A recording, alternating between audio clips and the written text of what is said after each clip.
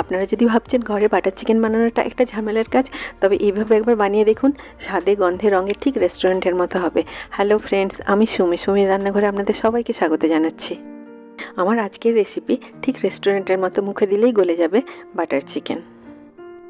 এখন আমি চিকেনটাকে ম্যারিনেট করার জন্য একটা বড় মিক্সিং বোলের মধ্যে নিয়ে নিচ্ছি 3 টেবিল স্পুন সর্ষের তেল আর 1.5 tablespoon Kashmiri red chilli powder. Butter চিকেনের যে একটা সুন্দর রেডিশ কালার থাকে, সেটা বানানোর জন্য অনেক সময় হোটেল বা রেস্টুরেন্টে আর্টিফিশিয়াল ফুড কালার দেয়। আপনারা সেটা দেবেন না, এই কাশ্মীরি রেড চিলি পাউডারটা দিলেই বাটার চিকেনটা একটা সুন্দর রং আসবে। এগুলোকে আমি খুব ভালো করে মিশিয়ে নিয়ে এর মধ্যে আমি দিয়ে দিচ্ছি 500 গ্রাম খুব ভালো করে ধুয়ে নেওয়া বোনলেস চিকেন। আপনারা চিকেনের পিসেসগুলোকে এরকম মিডিয়াম সাইজের রাখবেন, তাহলে এটা খুব সহজেই ভালোভাবে সেদ্ধ হয়ে যাবে। এবার আমি এর মধ্যে দিয়ে দিচ্ছি 1 টেবিল স্পুন ফ্রেশ পাতিলেবুর রস, দিয়ে দিলাম 1 টেবিল স্পুন আদা রসুনের পেস্ট আর 1.5 টিস্পুন নুন, দিয়ে দিলাম 1 টিস্পুন কসুরি মেথি আর 1/2 কাপ ফেটিয়ে রাখা সাদা দই। দইটা দেওয়ার আগে আপনারা খুব ভালোভাবে ফেটিয়ে নেবেন। এবার আমি হাত দিয়ে সব উপকরণগুলোকে খুব ভালোভাবে মিশিয়ে নিচ্ছি, যাতে চিকেনের প্রত্যেকটা পিস খুব ভালোভাবে এই মশলাটা দিয়ে কোট হয়ে যায়। দেখুন, কাশ্মীরি রেড চিলি পাউডারটা দেওয়ার জন্য এই চিকেনগুলোতে খুব সুন্দর একটা রং চলে এসেছে। কাল আমি বাটার চিকেন বানাবো, তাই আজকে পুরো রাত্রে এটাকে ঢাকা দিয়ে আমি ফ্রিজের মধ্যে রেখে দেবো। আপনাদের হাতে টাইম কম থাকলে আপনারা অ্যাটলিস্ট 1 থেকে 1.5 ঘন্টা এটাকে ম্যারিনেট করে রেখে দেবেন। এখন আমি কড়াইটাকে একটু গরম করে এর মধ্যে দিয়ে দিলাম 2 টেবিল স্পুন বাটার। আপনারা 1 টেবিল স্পুন বাটার আর 1 টেবিল স্পুন সাদা তেলও দিতে পারেন।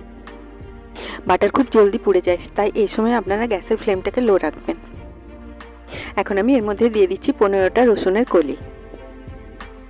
রসুনগুলোকে লো ফ্লেমে 1 মিনিটের মতো ভেজে নিয়ে এর মধ্যে আমি দিয়ে দিচ্ছি 3টে তেজপাতা আর 3 ইঞ্চির মতো আদা। এবারে আদা রসুনটাকে আমি লো ফ্লেমে কাঁচা গন্ধটা চলে যাওয়া পর্যন্ত ভেজে নিচ্ছি। আপনারা যখন বাটারে কোনো জিনিস ভাজবেন তখন লো ফ্লেমেই ভাজার চেষ্টা করবেন, নইলে বাটারটা ব্রাউন ব্রাউন হয়ে যাবে। এবার আমি এর মধ্যে দিয়ে দিচ্ছি একটা ছোট পিস দালচিনি, একটা বড় এলাচ আর 2টো ছোট এলাচ। একটু নাড়াচাড়া করে এর মধ্যে দিয়ে দিচ্ছি 1 টিস্পুন কসুরি মেথি আর 15টা কাজু। আপনারা আমার চ্যানেলটিকে সাবস্ক্রাইব করতে ভুলবেন না, আর পাশে থাকা বেল আইকনটিকে নিশ্চয়ই প্রেস করে দেবেন, তাহলে আমি যখনই নতুন কোনো ভিডিও আপলোড করব তার নোটিফিকেশান ঠিক আপনার কাছে পৌঁছে যাবে। লো ফ্লেমে 1 মিনিটের মতো এগুলোকে ভেজে এর মধ্যে আমি দিয়ে দিচ্ছি 3টে কাঁচা লঙ্কা আর 50 গ্রাম রাফলি চপ করা পেঁয়াজ। বাটার চিকেনের মশলাটার মূল উপকরণই হচ্ছে পেঁয়াজ আর টমেটো, তাই এই দুটো উপকরণ একটু বেশি দেওয়া হয়। মিডিয়াম ফ্লেমে এই পেঁয়াজগুলোকে 1 থেকে 2 মিনিটের মতো ভেজে নিচ্ছি। এবার আমি এর মধ্যে দিয়ে দিচ্ছি 500 গ্রাম টমেটো। আপনারা এই মশলাটাকে আগের থেকে বানিয়ে নিয়ে একটা এয়ারটাইট কন্টেনারে করে ফ্রিজে রেখে দিতেও পারেন। যতটা চিকেন থাকবে প্রায় ততটাই টমেটো নিলে বাটার চিকেনের টেস্ট ঠিক রেস্টুরেন্টের মতো হয়। সব উপকরণগুলোকে খুব ভালোভাবে মিশিয়ে নিয়ে আমি এর মধ্যে দিয়ে দিচ্ছি 1 টিস্পুন হলুদের গুঁড়ো, দিয়ে দিলাম 1 টিস্পুন লঙ্কার গুঁড়ো আর 1 টিস্পুন জিরে ধনের গুঁড়ো, আর দিয়ে দিলাম 1/2 টিস্পুন নুন। নুনটা আপনারা একটু দেখে দেবেন, কারণ চিকেনটা ম্যারিনেট করার সময়তেও আমরা নুন দিয়েছিলাম।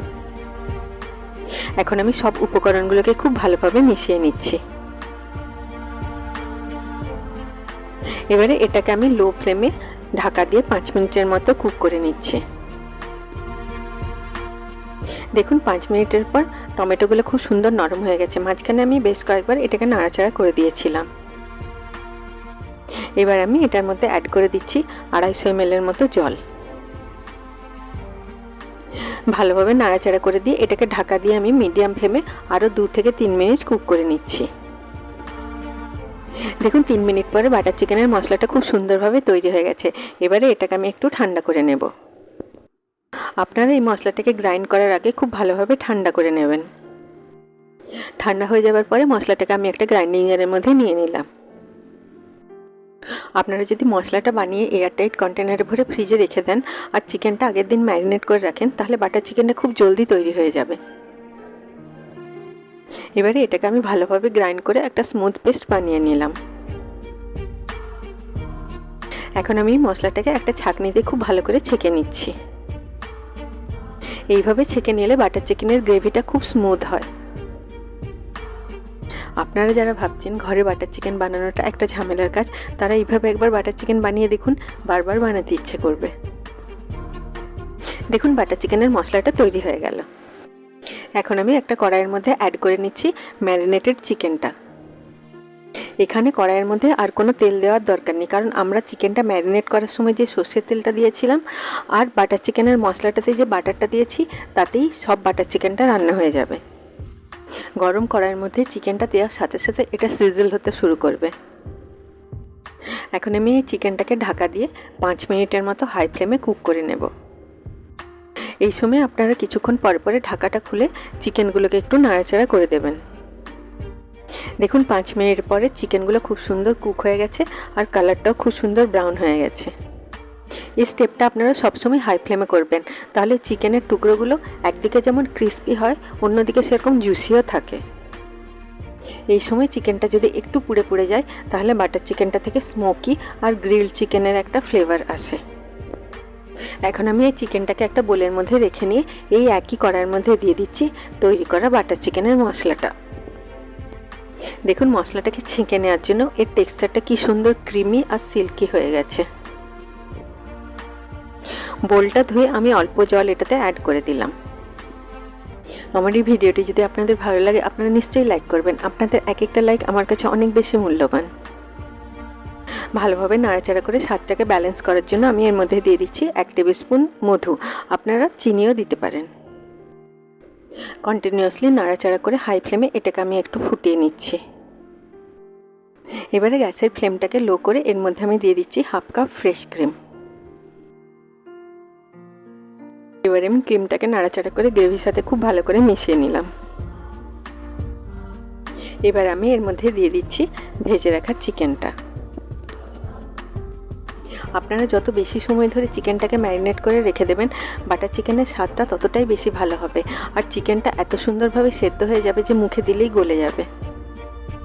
তাই আপনারা চেষ্টা করবেন চিকেনটাকে ওভারনাইট ম্যারিনেট করে রেখে দেওয়ার জন্য। এখন আমি এটাকে ঢাকা দিয়ে লো ফ্লেমে 10 মিনিট কুক করে নেব। চিকেনটা ভাজার সময়তেই সেদ্ধ হয়ে যায়। এইভাবে ঢাকা দিয়ে লো ফ্লেমে কুক করলে গ্রেভিটা সুন্দরভাবে চিকেনের মধ্যে ঢুকে যায়। দেখুন স্বাদে গন্ধে রঙে ঠিক রেস্টুরেন্টের মতো বাটার চিকেন ঘরেই খুব সহজে তৈরি হয়ে গেল। এইভাবে আপনারা বাড়িতে একবার বাটার চিকেন বানিয়ে দেখুন, এর স্বাদ জিভে লেগে থাকবে। এই বাটার চিকেনটা গরম গরম আপনারা সার্ভ করুন নান, রুটি, পরোটা, ফ্রাইড রাইস বা ভাতের সাথে। সবাই খুব ভালো থাকবেন। আবার আপনাদের সাথে আমার দেখা হবে আমার নেক্সট ভিডিওতে। Take care.